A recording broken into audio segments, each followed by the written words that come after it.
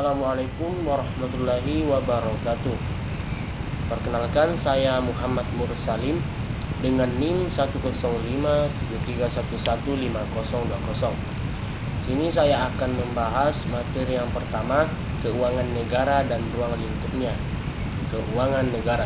Keuangan negara adalah semua hak dan kewajiban negara yang dapat dinilai dengan uang, serta segala sesuatu baik berupa uang maupun berupa barang yang dapat dijadikan milik negara berhubungan dengan pelaksanaan hak dan kewajiban tersebut. Sejak tahun 2003, Indonesia mulai mampu untuk menyusun sistem pengelolaan keuangannya sendiri dan dibuktikan dengan pengesahan Undang-Undang Nomor 17 Tahun 2003 tentang Keuangan Negara. Dengan terbitnya Undang-Undang 17 Tahun 2003, diharapkan pengelolaan keuangan negara dapat mengakomodasikan berbagai perkembangan yang terjadi dalam sistem kelembagaan negara dan pengelolaan keuangan pemerintahan negara Republik Indonesia. Undang-Undang Keuangan Negara menciptakan lingkungan pendukung dengan menciptakan landasan bagi tatanan kontraktual kinerja antara lembaga-lembaga pusat atau central agency, yaitu Kementerian Keuangan dan Kementerian Perencanaan Pembangunan Nasional, dengan Kementerian Negara, lembaga teknis. Kesepakatan ini mencerminkan platform politik pemerintah. Undang-Undang Keuangan Negara secara eksplisit menguraikan hubungan antara Presiden Kementerian Keuangan sebagai Chief Financial Officer atau CFO dengan Kementerian Negara atau lembaga yang menjalankan fungsi Chief Operational Officer. Ruang lingkup keuangan negara. Ruang lingkup keuangan negara dapat dikelompokkan menjadi dua, yaitu dikelola langsung oleh pemerintah dan dipisahkan pengurusannya. Ruang lingkup keuangan negara adalah semua unsur keuangan atau kekayaan yang menjadi tanggung jawab negara. Ruang lingkup keuangan negara berdasarkan Pasal 2 Peraturan Pemerintah Nomor 58 Tahun 2005 tentang pengelolaan keuangan negara, meliputi yang pertama, hak daerah untuk memungut pajak daerah dan retribusi daerah serta melakukan pinjaman. Yang kedua, kewajiban daerah menyelenggarakan urusan pemerintahan daerah dan membayar tagihan pihak ketiga. Yang ketiga, penerimaan daerah. Yang keempat, pengeluaran daerah.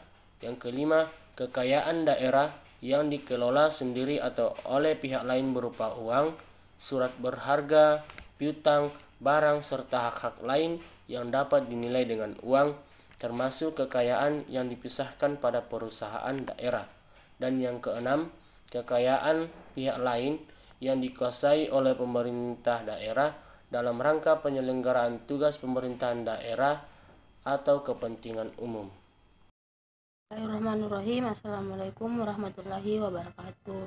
Perkenalkan, nama saya Sri Wastuti Wulandari dengan NIM 1057311115120. Di sini saya akan menjelaskan dua materi, yaitu yang pertama APBN dan yang kedua APBD. APBN merupakan inti pengurusan umum dan sebagai anggaran negara yang selalu menyebutkan pengeluaran terlebih dahulu. Penerimaan hal ini berbeda dengan anggaran perusahaan yang pada umumnya selalu mendahulukan penyusunan penerimaannya. Arti sempit anggaran negara berarti rencana pengeluaran dan penerimaan dalam 1 tahun saja. Dalam arti luas, anggaran negara berarti jangka waktu perencanaan, pelaksanaan, dan pertanggungjawaban anggaran. Adapun fungsi dari anggaran negara yaitu satu, sebagai pedoman bagi pemerintah dalam mengelola negara untuk suatu periode di masa mendatang.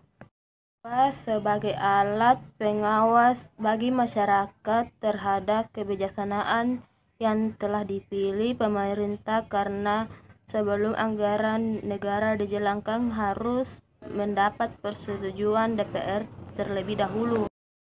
3. Sebagai alat pengawas bagi masyarakat terhadap kemampuan pemerintah dalam melaksanakan kebijaksanaan yang telah dipilihnya, karena pada akhirnya anggaran harus dipertanggungjawabkan pelaksanaannya oleh pemerintah kepada DPR. Dan yang keempat yaitu anggaran negara memiliki suatu daur anggaran, yaitu suatu proses anggaran yang terus-menerus yang dimulai dari tahap penyusunan anggaran oleh yang berwenang. Yang kedua, APBD. APBD adalah suatu anggaran daerah yang memiliki beberapa unsur, yaitu 1. Rencana kegiatan suatu daerah beserta uraian dan rinciannya. 2. Adanya sumber penerimaan yang merupakan target minimal untuk memenuhi biaya-biaya sehubungan dengan aktivitas-aktivitas tersebut.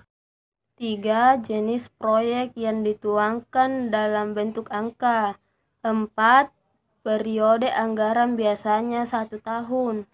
Era prareformasi, bentuk dan susunan APBD mengalami perubahan 2 kali. Karakteristik APBD di era reformasi antara lain: 1. APBD disusun oleh DPRD bersama Kepala Daerah. Pasal 30 Undang-Undang Nomor 5 1975. 2. Line item atau pendekatan tradisional yang dipakai dalam penyusunan anggaran. 3. Penyusunan dan penetapan perhitungan APBD merupakan pertanggungjawaban APBD kepada Menteri Dalam Negeri. 4. Pengawasan APBD berdasar objek pendapatan daerah dan pengawasan pengeluaran daerah. 5. Pengawasan pengeluaran daerah berdasarkan 3 unsur, yaitu unsur ketaatan pada peraturan perundangan, kehematan dan keefisiensi, dan hasil program untuk proyek-proyek daerah. Dan yang keenam yaitu sistem akuntansi keuangan daerah menggunakan stelsel kameral atau tata buku anggaran, bukannya stelsel komersial atau tata buku kembar berpasangan. Pembukuan keuangan daerah pada era tersebut adalah pembukuan pendapatan. Itulah tadi penjelasan saya mengenai APBN dan APBD. Wassalamualaikum warahmatullahi wabarakatuh. Bismillahirrahmanirrahim. Assalamualaikum warahmatullahi wabarakatuh. Alhamdulillahirabbil alamin. Assalatu wassalamu ala asrafil anbiya'i wal mursalin wa ala alihi wa ashabihi ajmain, amma ba'd. Rabbi shrah li sadri wa yassir li amri wahlul 'uqdatam min lisani yafqahu qawli. Perkenalkan, nama saya Yayu dari kelas AK20E dengan NIM 10573111520 dengan nomor urut 06. Baik, jadi pada kesempatan ini saya akan menjelaskan mengenai 3 materi. Yang pertama adalah materi keuangan daerah, manajemen keuangan daerah, dan akuntansi keuangan daerah. Yang pertama, keuangan daerah. Keuangan daerah merupakan sumber-sumber keuangan yang ada di daerah dan publik yang dikelola oleh pemerintah daerah masing-masing. Pada era sebelum reformasi, alat yang digunakan manajemen keuangan daerah adalah tata usaha daerah. Setelah pasca reformasi, alat pengelolaan yang digunakan adalah akuntansi yang lebih lengkap dan mampu memenuhi keterbatasan tata usaha daerah. Dalam proses anggaran dan penyajian laporan yang lebih informatif kepada pengguna. Kemudian, materi selanjutnya adalah manajemen keuangan daerah. Persoalan yang paling dasar dalam manajemen keuangan suatu organisasi, baik itu organisasi swasta maupun organisasi publik, adalah bagaimana organisasi tersebut mencari dana atau uang dan bagaimana pula mengalokasikan atau menggunakan dana tersebut.